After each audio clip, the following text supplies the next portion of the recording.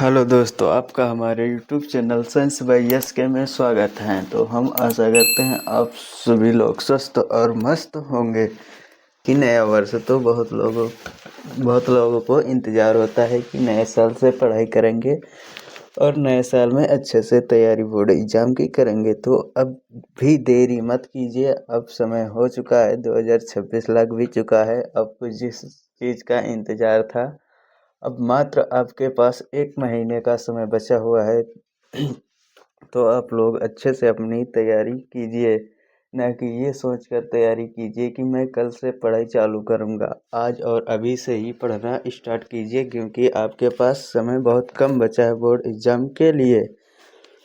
तो आज हम भी लेके आए हैं क्लास 12 बायोलॉजी बोर्ड एग्ज़ाम 2026 के लिए 10 महत्वपूर्ण अंतर, जो कि संपूर्ण किताब बायोलॉजी से हैं। यानी कि संपूर्ण बायोलॉजी में जितने भी 10 महत्वपूर्ण अंतरों को छांट कर लेके आए हैं आपके सामने, जो कि बहुत ही इम्पोर्टेंट हैं। लगभग सभी बार बोर्ड एग्ज़ाम में पूछे जाते हैं। ये 10 के 10 आपको अंतर याद ही होने चाहिए।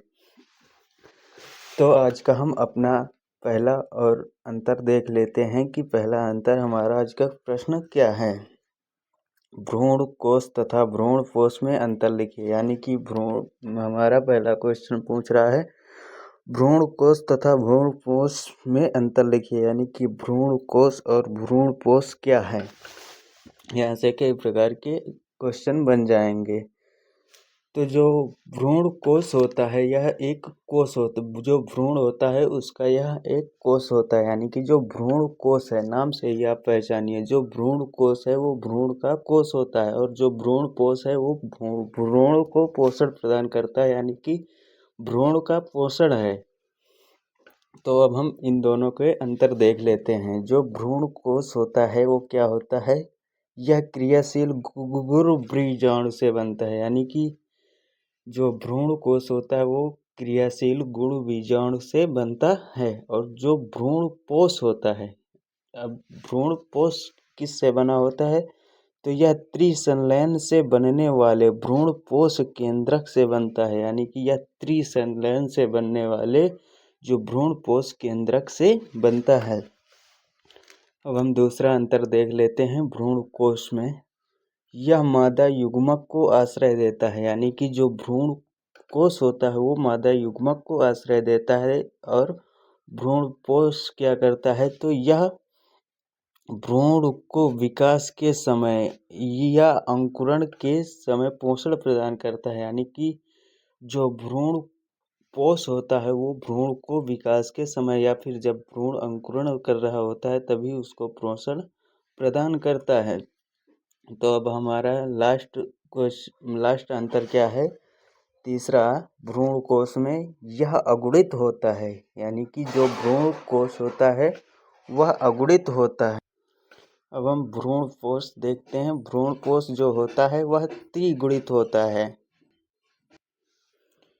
तो भ्रूण कोश क्या होता है, यह अगुणित होता है, और भ्रूण पोष जो होता है यह त्रिगुणित होता है। यानी कि यह त्रिसंलयन से बनता है। तो हम आशा करते हैं आपको पहला क्वेश्चन अच्छे से समझ में आया होगा। अब हम चलते हैं अपने नेक्स्ट क्वेश्चन पर। हमारा नेक्स्ट क्वेश्चन हमारे सामने है, प्रभावी तथा अप्रभावी कारक में अंतर लिखिए। ये सभी 10 के 10 आज हम लेकर आए हैं। ये सभी 10 के 10 क्वेश्चन बहुत ही इम्पोर्टेंट हैं। किसी न किसी सेट में 10 में से 2-4 तो पूछ ही लिए जाते हैं। तो प्रभावी तथा अप्रभावी कारकों में अंतर लिखिए। अब एक तरफ प्रभावी और दूसरी तरफ अप्रभावी। अब हम देखेंगे कि प्रभावी तथा अप्रभावी कारक, यानी कि प्रभावी तथा अप्रभावी क्या होता है, या फिर इन दोनों में अंतर। तो प्रभावी क्या होता है, यह किसी भी स्थिति में अपना लक्षण प्रकट करता है। यानी कि प्रभावी कारक जो होते हैं यह किसी भी स्थिति में अपना लक्षण प्रकट करते हैं।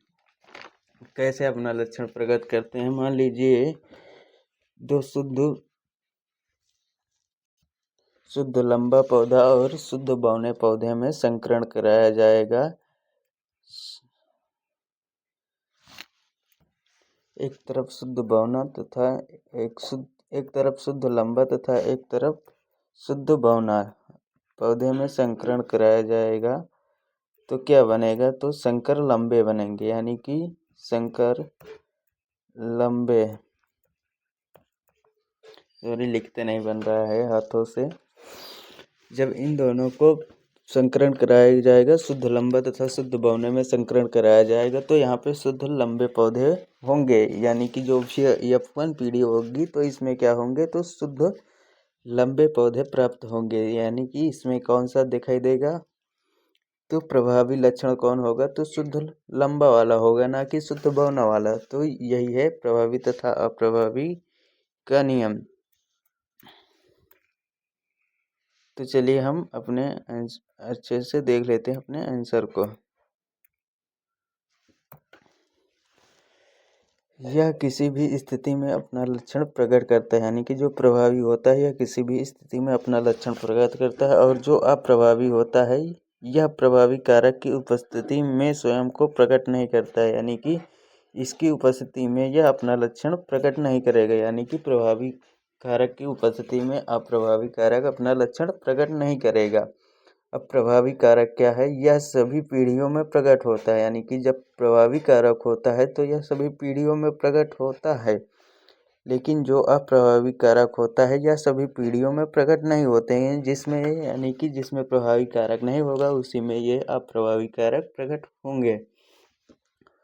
अब तीसरा है, यह एक पूर्ण एंजाइम के लिए कोडित होता है, यानी कि जो प्रभावी कारक होता है यह एक पूर्ण एंजाइम के लिए कोडित होते हैं, और जो अप्रभावी कारक होते हैं ये एक अपूर्ण एंजाइम के लिए कोडित होते हैं। यानी कि प्रभावी कारक जो होते हैं वो पूर्ण एंजाइम के लिए कोडित होते हैं, और जो अप्रभावी कारक होते हैं वो एक अपूर्ण एंजाइम के लिए कोडित होते हैं।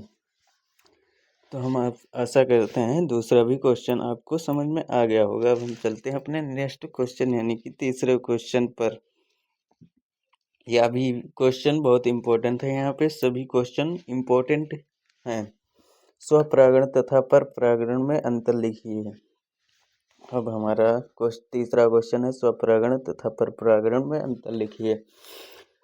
जो स्वपरागण, देखिए इस प्रक्रिया में क्या होता है, जो स्वपरागण होता है या एक ही पौधे के जो पुष्प होते हैं या एक ही पौधे के एक ही पुष्पों के बीच में स्वपरागण होता है, और इसके लिए पुष्प का द्विलिंगी होना भी आवश्यक नहीं होता है, और इसमें परागण कम खर्च होते हैं। तो स्वपरागण के बहुत सारे लाभ भी हैं, लाभ भी पूछा जाता है कई प्रकार से क्वेश्चन। हम सारे क्वेश्चनों को कराएंगे सभी तरह से। बस अभी हम इस बार अंतर लेके आए हैं, अगली बार कुछ और टॉपिक सोच कर लेके आएंगे, महत्वपूर्ण टिप्पणियों के बारे में लेके आएंगे। यह एक ही जाति यानी कि जो परपरागण होता है तो इसमें क्या होता है, यह एक ही जात के दो पौधों के यानी कि जो एक ही जात के दो पौधे होंगे उन दोनों पौधों के में जो पुष्प होंगे उन पुष्पों के बीच में होता है। तो चलिए अब हम अच्छे से इन अंतरों को समझ लेते हैं। स्वपरागण में क्या होता है, यह एक ही पौधे के पुष्पों के बीच होता है, यानी कि इसमें क्या होता है, एक ही पौधे के पुष्पों के बीच में होता है। यानी कि जब यह एक ही पौधे में एक पुष्प में, इसके लिए पुष्प का द्विलिंगी भी होना आवश्यक होता है। कैसे? जब एक ही पौधे के एक ही पुष्प के बीच में परागण होगा, स्वपरागण, तो क्रिया तभी संभव होगी जब पुष्प का द्विलिंगी होगा, तभी यह क्रिया संभव होगी। परपरागण यह एक ही जात के दो पौधों के पुष्पों के बीच होता है।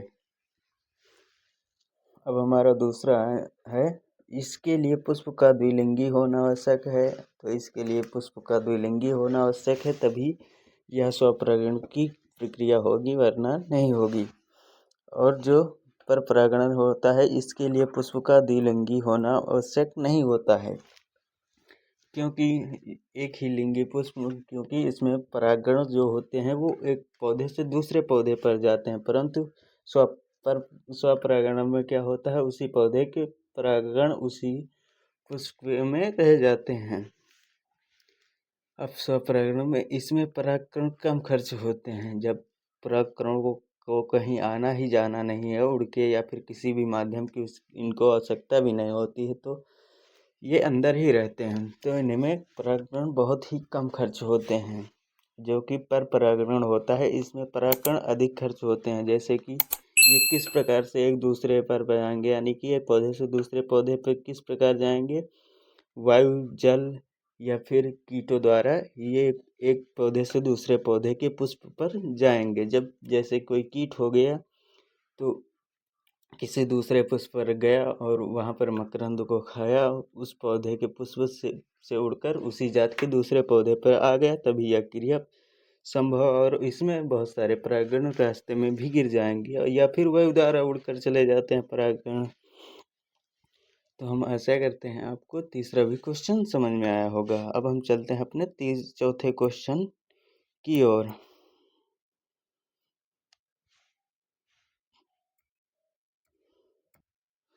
तो हम आ चुके हैं अपने चौथे क्वेश्चन पर, डीएनए तथा आरएनए में अंतर लिखिए। यह भी क्वेश्चन बहुत ही इम्पोर्टेंट है, यानी कि आज हम जितने भी क्वेश्चनों को लेके आए 10 के 200 क्वेश्चन बहुत ही इम्पोर्टेंट हैं। 10 में से हर एक सेट में एक एक दो दो क्वेश्चन पूछे ही जाएंगे। डीएनए तथा आरएनए में अंतर लिखिए, यानी कि जो डीएनए तो होता है और आरएनए होता है, इन दोनों के बीच में अंतर पूछ रहा है। तो अब हम देखेंगे डीएनए।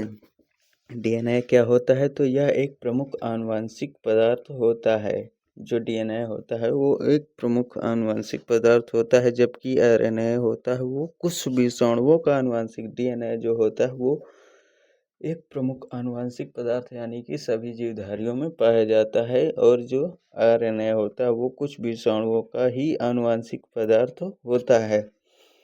अब डीएनए, इसमें डीऑक्सीराइबोस शर्करा पाई जाती है, यानी कि जो डीएनए होता है इसमें डीऑक्सीराइबोस शर्करा होती है, जबकि आरएनए में राइबोस शर्करा पाई जाती है। कि डीएनए में डीऑक्सीराइबोस शर्करा और आरएनए में राइबोस शर्करा पाई जाती है। डीएनए में थायमिन क्षार उपस्थित होता है, यानी कि जो डीएनए होता है उसमें थायमिन क्षार उपस्थित होता है। एडेनिन, ग्वानिन, साइटोसिन और थायमिन क्षार उपस्थित होता है, जबकि आरएनए में थायमिन के स्थान पर यूरेसिल क्षार उपस्थित होता है। डीएनए में कौन सा होता है, एडेनिन, ग्वानिन, साइटोसिन और थायमिन होता है, जबकि आरएनए में एडेनिन, ग्वानिन, साइटोसिन और थायमिन के स्थान पर यूरेसिल आरएनए में होता है। अब हम चौथा देखते हैं, डीएनए यह केंद्रक में पाया जाता है, यानी कि जो डीएनए होता है वो केंद्रक में पाया जाता है, जबकि आरएनए होता है तो वो कोशिका द्रव में पाया जाता है। ये सभी अंतर तो बहुत ही आसान है, आपने डीएनए और आरएनए को पढ़ा भी होगा। पहले ये नहीं पढ़ा है तो मैं अभी वीडियो आगे लेके आऊँगा। जो डीएनए होता है इसकी संरचना द्विकुंडलित होती है। जो डीएनए होता है तो इसकी संरचना द्विकुंडलित होती है, जबकि आरएनए होता है तो इसकी संरचना एकल सूत्री होती है। आपने देखा ही होगा।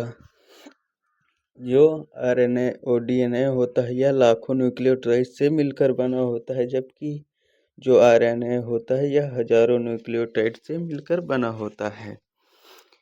तो यह भी क्वेश्चन आपको अच्छे से समझ में आया होगा। अब हम चलते हैं नेक्स्ट क्वेश्चन पर। हमारा नेक्स्ट क्वेश्चन है लैमार्कवाद तथा डार्विनवाद में अंतर लिखिए, यानी कि जो लैमार्कवाद है और डार्विनवाद इन दोनों के बीच में अंतर पूछ रहा है। तो लैमार्कवाद यह उपार्जित लक्षणों की वंशागत पर आधारित होता है, यानी कि जो लैमार्कवाद है यह उपार्जित लक्षणों की वंशागत पर आधारित है, तथा डार्विनवाद यह प्राकृतिक चयन पर आधारित है, यानी कि लैमार्कवाद जो कि है वह उपार्जित लक्षणों की वंशागत पर आधारित है, जबकि डार्विनवाद प्रकृति चयन पर आधारित है। अब लैमार्कवाद क्या है, यह अंगों के उपयोग तथा अनुप्रयोग पर आधारित है। जो कि लैमार्कवाद होता है यह अंगों के उपयोग तथा अनुप्रयोग पर आधारित है, जबकि डार्विनवाद है यह वंशागत की पर आधारित है। अब अभी आपको मैं इस क्वेश्चन को अच्छे से समझा दूंगा, पहले आप इन अंतरों को देख लीजिए। यह अस्तित्व के लिए यानी कि जो लैमार्कवाद है, यह अस्तित्व के लिए संघर्ष को नहीं मानता है। यानी कि जो लैमार्कवाद है यह अस्तित्व के लिए संघर्ष को नहीं मानता है, जबकि डार्विनवाद यह संघर्ष को मानता है। अब चौथा है लैमार्कवाद। इसके अनुसार जिराफ को भोजन के लिए अगली टांग व गर्दन को ऊंचा करना पड़ा, जिससे वे लंबे हो गए। यानी कि जो जिराफ होते हैं, डार्विनवाद के अनुसार जिराफ को भोजन के लिए अगली टांग व गर्दन को ऊंचा करना पड़ा, जिससे वे यानी कि जिराफ लंबे हो गए। और डार्विनवाद के अनुसार इसके अनुसार जिराफ की भिन्न भिन्न प्रजातियां थी। तो डार्विनवाद के नियम के अनुसार क्या है, यानी कि इसके अनुसार जिराफ की भिन्न भिन्न प्रजातियां थी, छोटी और बड़ी प्रजातियां थी। जब जमीन यानी कि स्थल पर भोजन खत्म हो गया, तो जो लंबी गर्दन वाले जीव थे यानी कि जिराफ थे, वे तो पेड़ों की पत्तियां खा खा कर जीवित हो रह गए। और जो छोटे जीव थे यानी कि छोटे वाले जिराफ थे, छोटी प्रजाति के जिराफ थे, तो वो पेड़ों की पत्तियां को ना पाकर उनकी मृत्यु हो गई। जबकि लैमारवाद के अनुसार इनके अनुसार जिराफ को भोजन के लिए अगली टांग व गर्दन को ऊंचा करना पड़ा, जिससे वे लंबे हो गए। तो यह सब लैमारवाद के अनुसार गलत था, जबकि डार्विनवाद सही है। तो अब हम चलते हैं अपने नेक्स्ट क्वेश्चन पर। हमारा नेक्स्ट क्वेश्चन क्या है, कवि तथा मानव में अंतर लिखिए। यानी कि जो बंदर और मनुष्य है, इन दोनों में अंतर लिखने के लिए बोल रहा है। तो कवि क्या होता है, यह प्रमुख रूप से वृक्षाश्रयी होता है। यानी कि बंदर जो कि यानी कि कवि, ये प्रमुख रूप से वृक्षों पर रहते हैं, जबकि मानव ये स्थलीय होते हैं। कब प्रमुख रूप से वृक्षाश्रयी होते हैं और ये स्थलीय होते हैं। जबकि कभी जो होते हैं, इनका चेहरा आगे की ओर निकला हुआ होता है। आपने कभी ध्यान से देखा होगा, तो कभी यानी कि बंदरों का चेहरा आगे की ओर निकला हुआ होता है, जबकि मानव का चेहरा सीधा होता है। तो आप अपना चेहरा डेली आईने में देखते होंगे। जब और कभी में क्या होता है, मादा में स्तन उभरे नहीं होते हैं। यानी कि जो कि कभी होते हैं, उनमें मादा और नर दोनों एक समान होते हैं, यानी कि उसमें स्तन उभरे नहीं होते हैं। जबकि नर में मादा में स्तन उभरे होते हैं। जो कि मानव होता है, उसमें मादा में स्तन उभरे हुए होते हैं। और मानव में नर तथा मादा में बहुत सारे अंतर होते हैं। अब हम आगे देखेंगे, कभी में शिशु व बाल्य अवधि बहुत छोटी होती है। यानी कि जो शिशु व बाल्यावस्था अवधि होती है, वो बहुत ही छोटी होती है, जबकि मानव में शिशु व बाल्यावस्था अवधि बहुत ही लंबी होती है। आप देखते भी होंगे। तो अब हम चलते हैं अपने नेक्स्ट क्वेश्चन की ओर। तो अब हम आ चुके हैं अपने 7वें क्वेश्चन पर, जो भी बहुत ही इम्पोर्टेंट क्वेश्चन है, सहज प्रतिरक्षा तथा उपार्जित प्रतिरक्षा। तो अब आज हम इन दोनों के बारे में अंतर देखते हैं। सहज प्रतिरक्षा और उपार्जित प्रतिरक्षा क्या होती है। जो सहज प्रतिरक्षा होती है, यह एक अविशिष्ट प्रतिरक्षा होती है। यानी कि जो सहज प्रतिरक्षा होती है, यह एक अविशिष्ट प्रतिरक्षा होती है, जबकि उपार्जित प्रतिरक्षा होती है, यह रोग विशिष्ट प्रतिरक्षा होती है। और दूसरा, सहज प्रतिरक्षा, यह जन्म के समय से मौजूद होती है। यानी कि जो सहज प्रतिरक्षा होती है, यह जन्म के समय से मौजूद होती है, जबकि उपार्जित प्रतिरक्षा जन्म के बाद मौजूद होती है। यानी कि यह इंजेक्शनों के द्वारा शरीर में मौजूद कराई जाती है। अब सहज प्रतिरक्षा क्या होती है? यह बाह्य कारकों को शरीर में प्रवेश करने से रोकती है। यानी कि जो सहज प्रतिरक्षा होती है यह बाह्य कारकों को शरीर में प्रवेश करने से रोकती है। तो सहज प्रतिरक्षा में क्या क्या आता है? तो लार, WBC और पीएच मान यानी ये सभी क्या होते हैं? तो ये सहज प्रतिरक्षा होते हैं जो कि जन्म के समय से ही हमारे शरीर में मौजूद होते हैं और रोगों के प्रति यानी कि रोगों को हमारे शरीर में प्रवेश करने से रोकते हैं। अब उपार्जित प्रतिरक्षा क्या होता है? यह शरीर में प्रवेश कर चुके जो रोगजनक कोशिकाओं व एंटीबॉडीज द्वारा सामना करती हैं। यानी कि जो उपार्जित प्रतिरक्षा होती है यह कब प्रदान की जाती है शरीर में? जब यह शरीर में प्रवेश कर चुके रोगजनक कोशिकाओं व एंटीबॉडी द्वारा सामना करती है। यानी कि जो उपार्जित प्रतिरक्षा होती है यह शरीर में जो रोगजनक प्रवेश कर जाते हैं उन सभी कोशिकाओं और एंटीबॉडीज का सामना करने के लिए शरीर में प्रवेश कराई जाती है उपार्जित प्रतिरक्षा। और सहज प्रतिरक्षा या स्मृति कोशिकाएं नहीं बनाती है। यानी कि जो सहज प्रतिरक्षा होती है यह किसी को पहचानती नहीं है, जबकि उपार्जित प्रतिरक्षा होती है यह इसमें एक स्मृति कोशिकाएं बनाई जाती हैं। स्मृति बी तथा टी कोशिकाएं होती हैं। ये जो रोगजनक होती हैं उनको पहचान कर खत्म करती हैं, जबकि सहज प्रतिरक्षा यह किसी को पहचान कर नहीं। इसी के कारण हमारे शरीर में बहुत सी हानियाँ भी होती रहती हैं सहज प्रतिरक्षा के कारण। तो इसके बहुत सारे अंतर हैं। तो इतने अंतर काफ़ी हैं बोर्ड एग्जाम में लिखने के लिए, क्योंकि 3 नंबरों में अंतर वाले क्वेश्चन पूछे जाते हैं। तो अब हम चलते हैं अपने 8वें क्वेश्चन की ओर।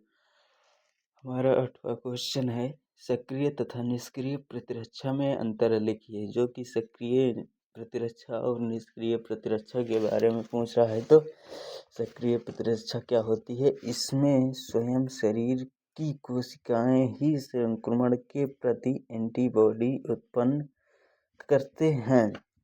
यानी कि जो सक्रिय प्रतिरक्षा होती है इसमें स्वयं शरीर की कोशिकाएं ही संक्रमण के प्रति एंटीबॉडीज उत्पन्न करती हैं। जबकि निष्क्रिय प्रतिरक्षा क्या होती है? तो इसमें अन्य शरीर में विकसित एंटीबॉडीज को किसी अन्य शरीर में प्रवेश कराया जाता है। तो सक्रिय प्रतिरक्षा में क्या होता है? इसमें शरीर स्वयं ही कोशिकाओं संक्रमण के प्रति एंटीबॉडीज उत्पन्न करता है। जबकि निष्क्रिय में क्या होता है? इसमें अन्य शरीर में विकसित एंटीबॉडीज जो होती हैं उनको किसी अन्य शरीर में प्रवेश कराया जाता है। अब हम दूसरा देखते हैं सक्रिय प्रतिरक्षा में क्या होता है। इसमें एंटीबॉडीज बनाने में समय लगता है। यानी कि एंटीबॉडीज जब स्वयं उसी शरीर में बनेंगी तो इसमें बॉडीज बनने में समय लगेगा। जबकि निष्क्रिय प्रतिरक्षा में यह तुरंत क्रियाशील हो जाती हैं। जब दूसरे शरीर से किसी दूसरे शरीर में प्रवेश कराई जाएंगी तो यह, क्योंकि तैयार तो दूसरे शरीर में हुई हैं, तो दूसरे शरीर में प्रवेश कराने के बाद यह तुरंत ही क्रियाशील हो जाती हैं। जबकि सक्रिय में ये क्या होता है? उसी में बनना है और उसी में ही इन्हीं को क्रियाशील होना है, तो इसमें टाइम लगेगा सक्रिय प्रतिरक्षा में। अब सक्रिय प्रतिरक्षा क्या होता है? यह पूरे जीवन कार्य करती है। इसमें समय तो लगता है परंतु यह पूरे जीवन कार्य करती है। यानी कि एक बार बनने के बाद का निर्माण होने के बाद यह पूरे जीवन कार्य करती हैं। जबकि निष्क्रिय प्रतिरक्षा क्या होती है? तो इसका प्रभाव केवल कुछ ही समय के लिए होता है। किसी भी रोग के विरुद्ध इनका प्रभाव जो होता है वो कुछ ही समय के लिए होता है। जो सक्रिय प्रतिरक्षा होती हैं यह हानि रहित होती हैं, जबकि निष्क्रिय प्रतिरक्षा होती हैं इसमें खतरे की बहुत सारी संभावनाएं होती हैं। तो हम आशा करते हैं आपको सक्रिय प्रतिरक्षा और निष्क्रिय प्रतिरक्षा भी अच्छे से समझ में आ गया होगा। तो अब हम चलते हैं अपने 9 नंबर क्वेश्चन की ओर। तो अब हम अपना 9th नंबर क्वेश्चन देख लेते हैं। सुदम ट्यूमर तथा दुर्दम ट्यूमर, यह भी बहुत ही इम्पोर्टेंट क्वेश्चन है। लगभग 7 सेट होते हैं तो 7 सेट में पूछ ही लिया जाता है इस क्वेश्चन को। तो सुदम ट्यूमर तथा दुर्दम ट्यूमर, सुदम ट्यूमर तथा दुर्दम ट्यूमर में अंतर। सुदम ट्यूमर क्या होता है? यह किसी प्रभावी अंग तक ही सीमित रहता है, यानी कि जो सुदम ट्यूमर होता है वह किसी प्रभावी अंग तक ही सीमित रहता है, जबकि दुर्दम ट्यूमर होता है यह एक अंग से दूसरे अंग तक फैलता रहता है। तो किसके माध्यम से? वह ब्लड के माध्यम से यह एक अंग से दूसरे अंग तक फैलता रहता है, जबकि सुदम ट्यूमर जो होता है वह एक ही जगह पे गांठ बनाकर रहता है। जो सुदम ट्यूमर होता है इसकी वृद्धि धीमी गति से होती है। जो सुदम ट्यूमर होता है तो इसकी वृद्धि बहुत ही धीमी गति से होती है, जबकि दुर्दम ट्यूमर होता है तो इसकी वृद्धि बहुत तीव्र गति से होती है, क्योंकि यह ब्लड के माध्यम से फैलता है तो इसकी वृद्धि बहुत ही तेजी गति से होती है। अब हमारा तीसरा है सुदम ट्यूमर में, इसमें मेटास्टेसिस नहीं होता है, जबकि दुर्दम ट्यूमर में मेटास्टेसिस होता है, यानी कि वृद्धि करने की क्षमता बहुत ही होती है। अब हमारा सुदम ट्यूमर चौथा है, इसमें सुदम ट्यूमर में कोशिकाएं आपस में अधिक जुड़ी होती हैं, यानी कि जो सुदम ट्यूमर होता है इसमें कोशिकाएं अधिक जुड़ी होती हैं, जिसके कारण यह धीमी गति से, यानी कि यह ठोस होता है। सुदम ट्यूमर ऐसा समझ लीजिए कि यह ठोस होता है, जबकि दुर्दम ट्यूमर होता है इसमें कोशिकाएं जो होती हैं वो बहुत ही कम जुड़ी होती हैं, या मानिए कि नाम मात्र के लिए ही जुड़ी होती हैं या फिर नहीं जुड़ी होती हैं। यह सीधा द्रव की तरह फैलती रहती हैं और हमारे ब्लड में एक अंग से दूसरे अंग तक पहुंचती रहती हैं। इसी कारण इसका नाम ही दुर्दम ट्यूमर और सुदम ट्यूमर। तो आपको यह क्वेश्चन भी अच्छे से समझ में आ गया होगा। अब हम चलते हैं अपने लास्ट क्वेश्चन और वेरी इंपॉर्टेंट क्वेश्चन की ओर। तो हमारा लास्ट क्वेश्चन जो कि है वो इम्पोर्टेंट भी है। स्वस्थानीय संरक्षण तथा बाह्य स्थानीय संरक्षण में अंतर लिखिए, यानी कि स्वस्थानीय संरक्षण तथा बाह्य स्थानीय संरक्षण। इसमें इस तरह भी पूछ लिया जाता है कि स्वस्थानीय संरक्षण क्या है तथा बाह्य स्थानीय संरक्षण क्या है। कई प्रकार से यह भी क्वेश्चन पूछा जाता है, हम सभी प्रकार से बताएंगे सभी क्वेश्चनों को। बस आपको क्या करना है कि चैनल को सब्सक्राइब कर लेना है और वीडियो को अपने दोस्तों के पास शेयर करते रहना है, क्योंकि इस तरह की वीडियो बनाने में बहुत ही मेहनत लगती है। ये वीडियो मैं 3 दिनों से बना रहा हूँ, इसको पहले टाइपिंग किया हूँ फिर वीडियो बनाया हूँ, अब उसके बाद मैं इससे आप लोगों को समझा रहा हूँ। तो स्वस्थानीय संरक्षण तथा बाह्य स्थानीय संरक्षण क्या होता है? स्वस्थानीय संरक्षण और बाह्य स्थानीय संरक्षण। स्वस्थानीय संरक्षण जो होता है इसमें पूरे पारितंत्र का संरक्षण किया जाता है, यानी कि जो स्वस्थानीय संरक्षण होता है इसमें पूरे पारितंत्र का संरक्षण किया जाता है, जबकि बाह्य स्थानीय संरक्षण होता है इसमें प्रजाति विशेष का संरक्षण किया जाता है। तो स्वस्थानीय संरक्षण में पूरे पारितंत्र के जीवों का संरक्षण किया जाता है, जबकि बाह्य स्थानीय संरक्षण में इसमें केवल एक ही प्रजाति विशेष का संरक्षण किया जाता है। अगला है स्वस्थानीय में, यह स्थानिक प्रजाति के लिए संरक्षण की सर्वोत्तम विधि है, यानी कि जो एक ही स्थानिक प्रजातियां होती हैं उनके लिए सर्वोत्तम विधि है। अब बाह्य स्थानीय संरक्षण यह स्थानिक प्रजातियों के हेतु नहीं है, यानी कि इस जो बाह्य स्थानीय संरक्षण होता है यह स्थानिक प्रजातियों के संरक्षण हेतु नहीं है। अब हम तीसरा देख लेते हैं स्वस्थानीय में, इसमें अधिक स्थान की आवश्यकता होती है, यानी कि जो स्वस्थानीय होता है तो इसमें अधिक स्थान की आवश्यकता होती है, क्योंकि इसमें पूरे पारितंत्र का संरक्षण किया जाता है, जबकि बाह्य स्थानीय में इसमें कम स्थान की आवश्यकता होती है, क्योंकि इसमें सिर्फ प्रजाति विशेष का ही संरक्षण किया जाता है। अब हमारा फोर्थ अंतर क्या है कि इसमें एक जीव से संबंधित अन्य जीव भी संरक्षित रहते हैं, क्योंकि इसमें पारितंत्र का संरक्षण किया जाता है। तो इसमें एक जीव से संबंधित अन्य जीव भी संरक्षित रहते हैं, जबकि बाह्य स्थानीय संरक्षण जो होता है इसमें केवल उसी प्रजाति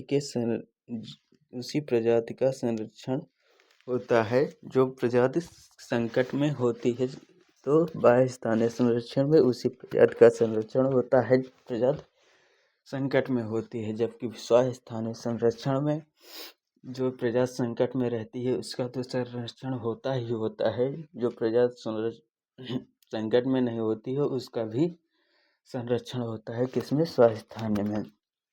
तो हम आशा करते हैं आपको यह 10 के क्वेश्चन आपको अच्छे से 10 क्वेश्चन आज के आपको अच्छे लगे होंगे। यदि अच्छे से समझ में आए हैं तो प्लीज़ वीडियो को लाइक और कमेंट कीजिए कि आपकी वीडियो कैसी लगी, तथा अपने दोस्तों के पास ज़्यादा से ज़्यादा शेयर करें और आप अच्छे से अपनी पढ़ाई करते रहें, क्योंकि आपके पास बहुत ही कम समय, यूँ कहिए कि मात्र 15 दिनों का समय बचा हुआ है। तो आप अच्छे से तैयारी कीजिए ताकि बोर्ड एग्ज़ाम में आपके अच्छे से मार्क्स आ सकें। यदि अभी तक आपने हमारे चैनल को सब्सक्राइब नहीं किया है तो प्लीज़ चैनल को सब्सक्राइब करें। हम फिर से मिलेंगे अगली वीडियो में मोस्ट इम्पोर्टेंट क्वेश्चनों को लेकर, जो कि 2 नंबरों वाले क्वेश्चन होंगे। संपूर्ण किताब से जो कि 2 नंबर क्वेश्चन होंगे उन सभी को छांटकर हम जल्द से जल्द लाने की कोशिश करेंगे। तब तक के लिए thank you watching for video. हम फिर से मिलेंगे। धन्यवाद।